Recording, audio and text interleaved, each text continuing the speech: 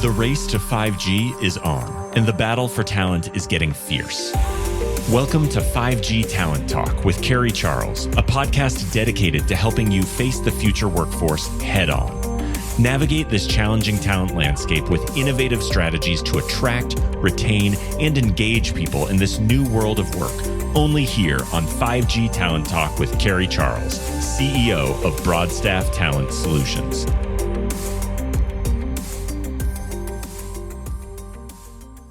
Welcome to 5G Talent Talk. I'm Carrie Charles, your host, and I am so excited to have with me today Dan Hayes.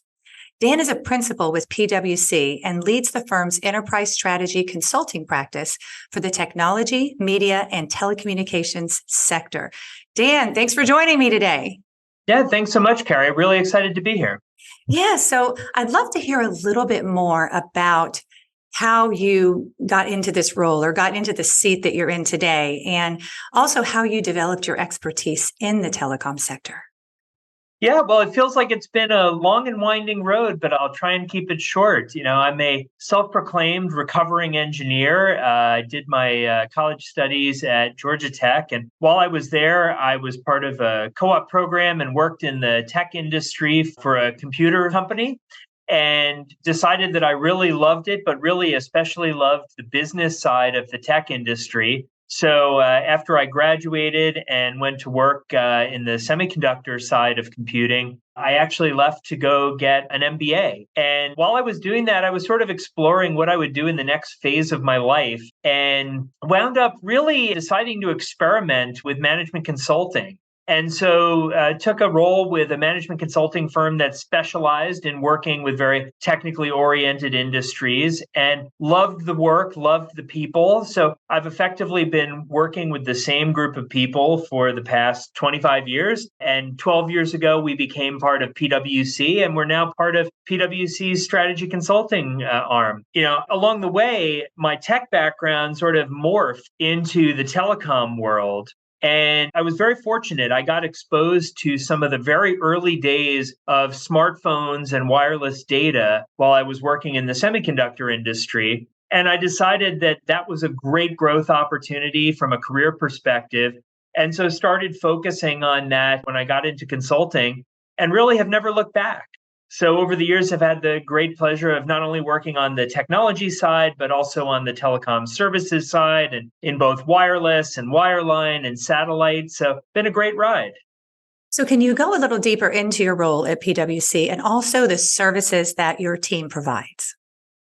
Sure. So at PwC, I lead our enterprise strategy consulting team. And what that means in simple language is we work with companies to help them identify opportunities and execute on opportunities for growth, to grow their businesses, or we help them as well with restructuring their costs so that they can free up money in order to support growth. We call that fit for growth. And then we also work in some other areas, including one that's really exciting these days, which we call regulatory and policy strategy. Never a dull moment with regulators in the tech and telecom world. And we're finding that increasingly creating value for companies in this space requires you to engage with and understand and respond appropriately to the legislative and regulatory environment around the world. So we're doing a lot of work in that space as well. But really, it's about helping companies with their strategies and helping them to grow and be profitable, now and in the future. So I hope you don't mind. We're going to jump around a bit because I really would love your perspective on a lot of different subjects. Sure. The first one being the subsidy for broadband deployment, the BEAD funding, et cetera. What are the latest updates in bridging the digital divide? Well, this is a hot topic in the telecom world in the United States in particular. And I think that we are still in the early days of this latest wave of subsidy funding for telcos. And it's interesting, if you look back even 15 years ago, post the 2008 recession, when we had all of these recovery programs that were going on as part of the American Recovery and Reinvestment Act, you could argue that many of them ultimately failed to achieve the opportunities that they had realized. A lot of them focused on mid-market fiber deployment, middle-mile fiber deployment, and they never really expanded access in the ways that were hoped. But with this latest round, what we're seeing is a lot more focus on the last mile and on bringing broadband in the post-pandemic era to more Americans, to more homes, to more small businesses in unserved and underserved areas of the United States. So where we are today is some of the states have started to make awards. We've seen the first wave of them trickling out over the past couple of months. And there's a whole long list of them queued up behind that. But what's interesting this time is how those awards are being put forward and the types of companies that are receiving them. So in our view, we see that these awards are much more targeted at last mile. They tend to be heavily emphasizing fiber to the home, fiber to the premises type of deployments, and not focusing on some of the, the more exotic, perhaps, technologies that are out there. We can debate whether that's a good thing or a bad thing, but satellite and even fixed wireless seem to be getting much less focus these days. And we're also now seeing this start to have some impacts on the market. So, for example, we're hearing lots of reports from telcos that we work with that it's getting harder and harder for them to secure fiber crews to go and do trenching and boring and go and do pole work to deploy fiber because the skilled resources that are available for that are limited. And so, law of supply and demand, we're seeing prices starting to go up for that. So it's actually a great opportunity for people looking to enter the workforce and get into that space, which I think is, of course, part of the goal of the government in providing these subsidies. It's not just about the broadband, it's also about the jobs that are created.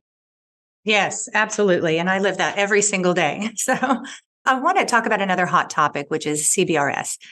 Where does CBRS stand today? And also, how can companies take advantage of this new paradigm?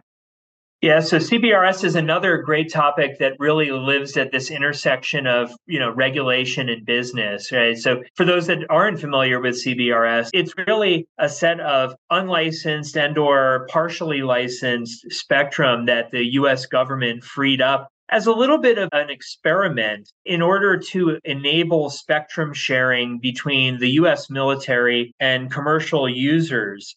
CBRS now is, several years into its evolution. It's out there. It's in commercial usage. There are hundreds of thousands of endpoints that have been activated. And I think by some accounts, it's been successful in that the spectrum sharing technology has proven that it works. Devices have become available. Network infrastructure has become available that's compatible with the band. And so that's been, a great success.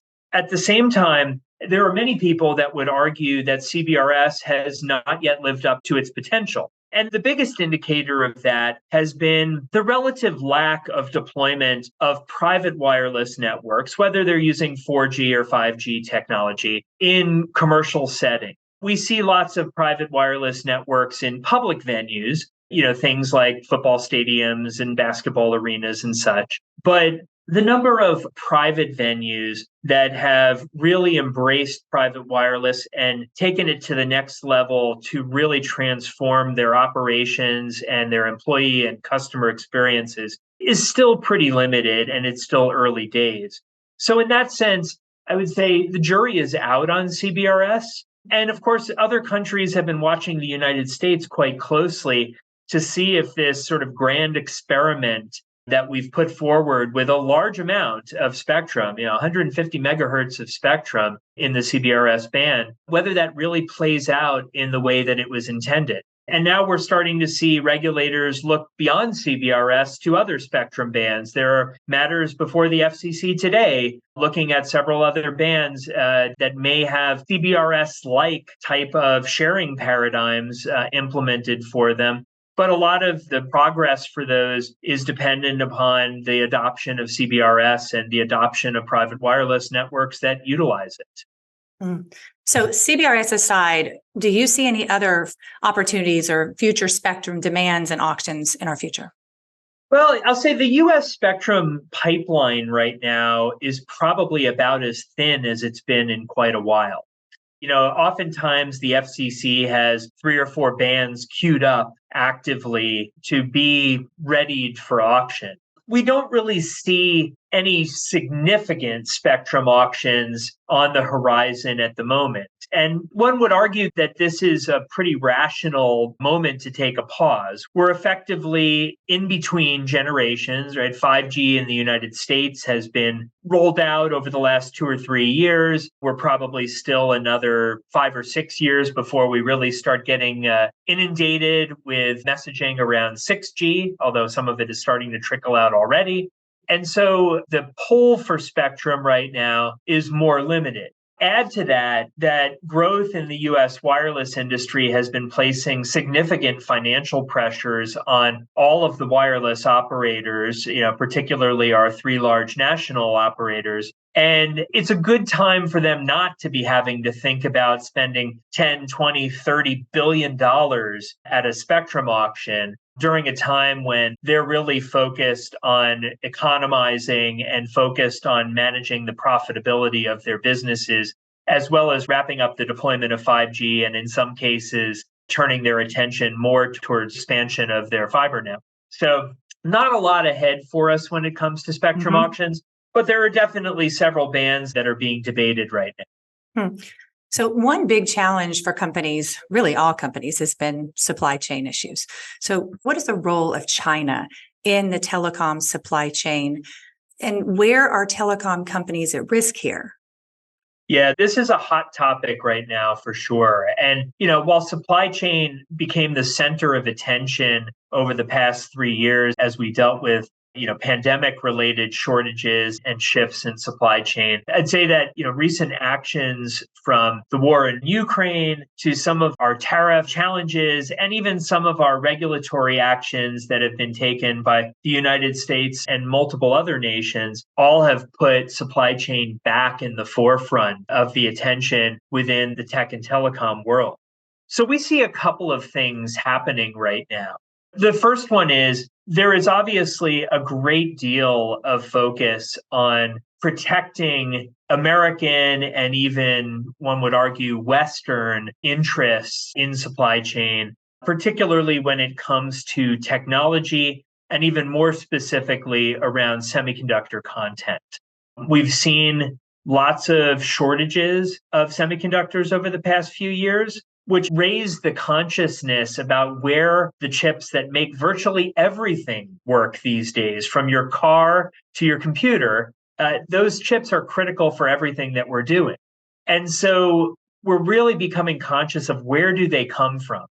Even if they're designed in the US or Canada or Germany or the UK, oftentimes they're being manufactured in China or Taiwan or other nations, with lower cost labor resources.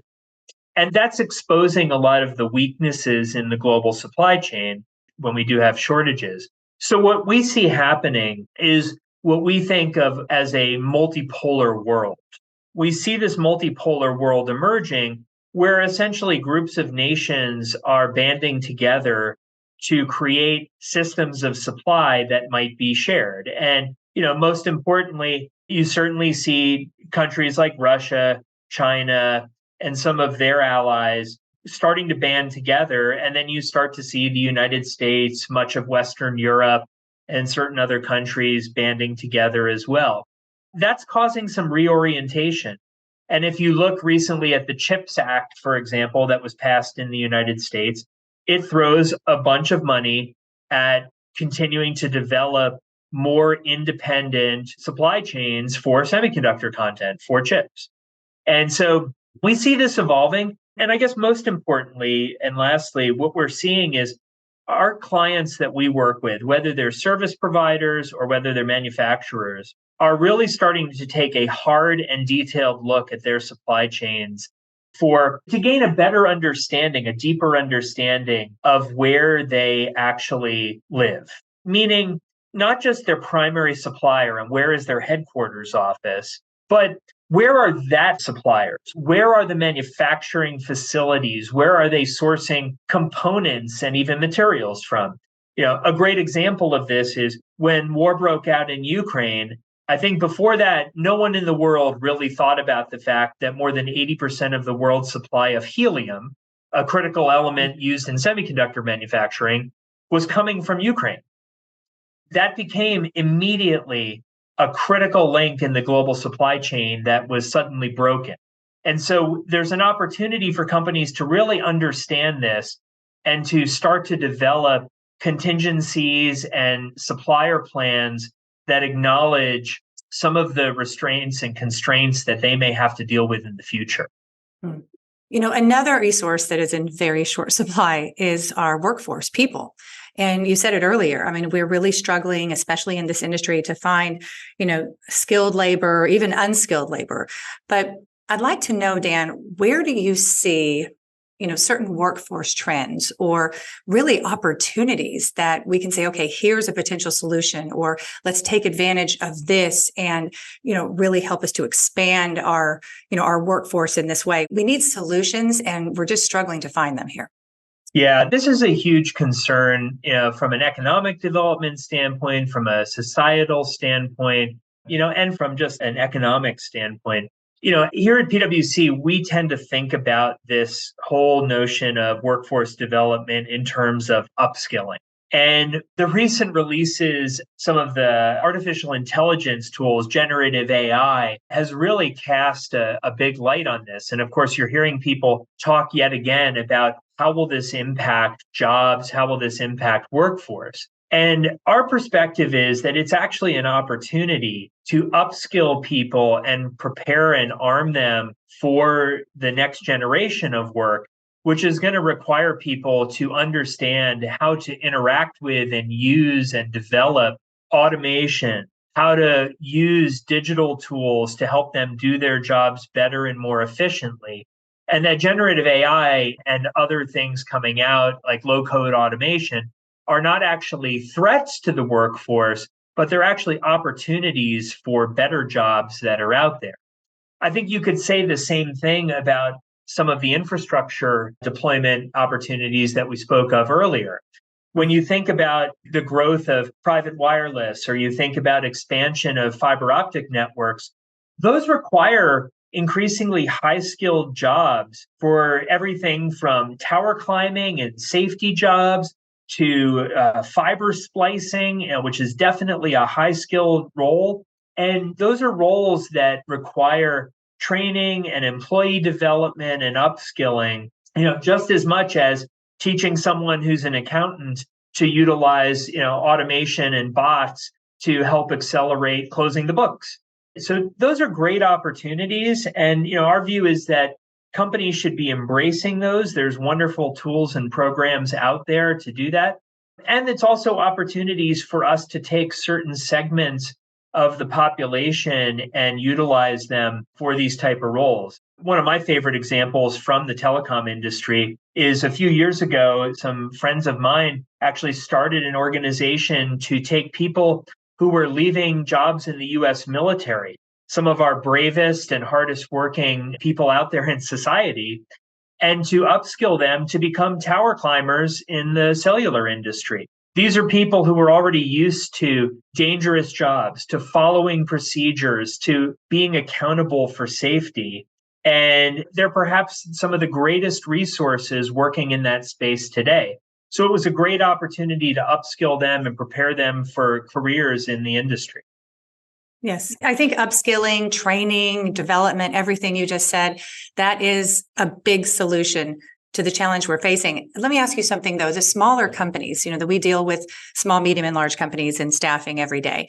And some of the smaller companies, they don't necessarily have the resources to train and, to develop. And, they're really struggling with that piece. So, when consulting with companies, how do you suggest that they go about that when they have all this work and all these projects and they're, pushing to complete and they don't have enough time or people, but now they have to think about training and developing as well?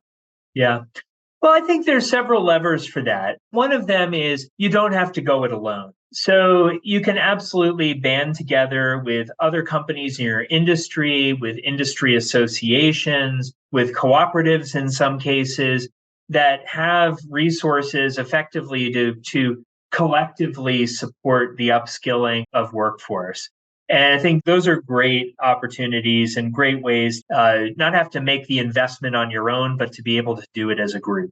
The other thing is, just look back to technology as well. For example, within PwC, we've developed an application that we license to people that has thousands of, online, on-demand training assets available. So if you want your staff to be able to learn about, hey, how do I use bots to go and automate processes within my company?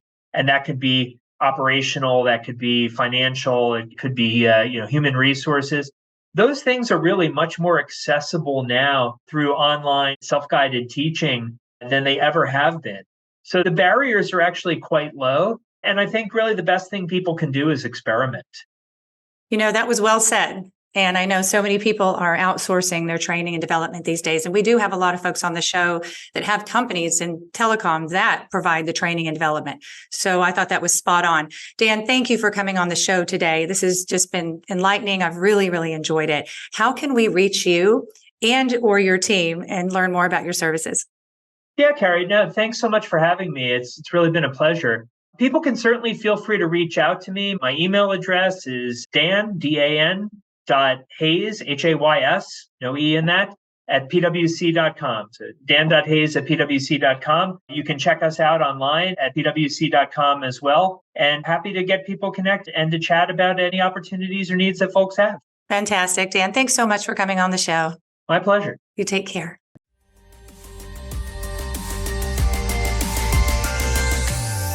Thank you for listening to another informative episode of 5G Talent Talk, brought to you by RCR Wireless News, Telecom Careers, and Broadstaff Talent Solutions. As we advance into the future, we promise to bring you the resources you need to navigate this ever-changing landscape of 5G to help you attract, retain, and engage people in this new world of work. To access the show notes or leave a review, visit broadstaffglobal.com. Until next time.